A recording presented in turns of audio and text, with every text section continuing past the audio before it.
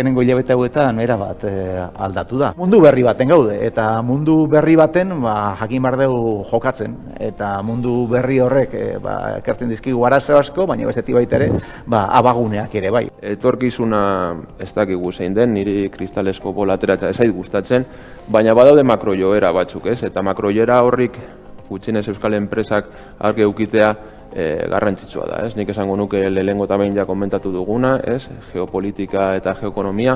Gero badago klima eta ingurumena, digitalizazioa, beste makrojoera garrantzitsu bat, ziberseguritatea eta ere bai demokrazia nola afektatzen duen, ez? Digitalizazio honetan egiten duten eragin geopolitikoak, eta azkenik esango nukena aldaketa demografikoa. Hainbat arrisku, oso eragin handia izan dezaketenak, baina apenas atentziorik ez dutenak jasotzen, ez? Eta gure errealitatea erabat aldatzeko potentziala dutenak. Hau da, adibidez, adimen artifiziala edo punta-puntako teknologia gutxi batzuen eskuetan geratzen ari da. Kupo energetiko azkenean da sistema bada aurre egiteko behar batzui. Azken batean hori da elementu finantziero bat izango nukenik, azken batean horren bitartez bilatzen dena da basare elektrikoaren beharrei hemen zuzenean Euskaditik erantzutea, eta gero hori kupo sistemaren bitartez deskontatzea, ez beste hainbat eta hainbat obrekin egin izan da moduan, da tartean abiadura handiko trena.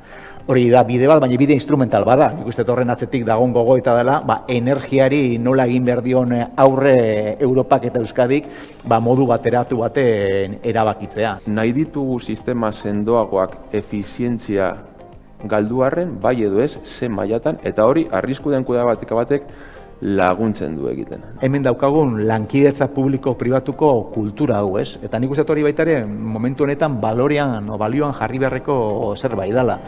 Etorkizunari begira argi dagona da, zenbat eta espazio kolaboratibo gehiago uki, eta gaur egun erabiltzen den kontzeptua lankidetzazko gobernantza hori da, ez? Baina hori hemen aspaldik datorkigun zerbait da, auzolana da hori pixkat hemen, ez? Euskal enpresetan azteko ambizio falta, edo ambizio hori faltan botatzen dugula pixka bat, ez? Ahaleginik egiten ez duenak, ziurrenik oraindikan ere arrisku handiagoa dauka, ez? Hurrengo urteetan beheraka joateko. Eta guk hori bai ikusten dugu kasu batzuetan. Orokorrean, eta arazoa ditugu jakina, eta badago jende bat ondo bizi dena, baina orokorrean bizigia ondo bizidan gizarte batetan. Eta horrek neurri batetan baita ere ekintzailetasuna anestesiatzen du. Talentua lantzea, ez? Azkenean hezkuntza sistema ziurrenik pixkat egokitu beharra dago gaur egungo beharretara. Lehen Asierrek esan duenaren hildotik badirudi gazteek beste interes batzu dituztela, STEM karreretako joera ere gutxitzen doa, eta hor ere lan handia egin beharra dago talentu hori, etorkizunean hartu beharko diren erabaki zaien aurrean, pertsona egokiak izan ditzazgun gure artean. Hemengo enpresa ez da inoiz izan irabazi azkarreko enpresa, izan da errotutako enpresa bat eta aurrera begiratu duna eta poliki pausoak ematen joan dena. Eta horrek hazkunde eredu bat dakar bere atzetik, ez? Eta gobernantza eredu bat baita ere dakar bere atzetik. Hemen baita ere aintzindariak izan gera, kooperatibetan aintzindariak izan gera, langilei ere enpresako etekinak ematen da.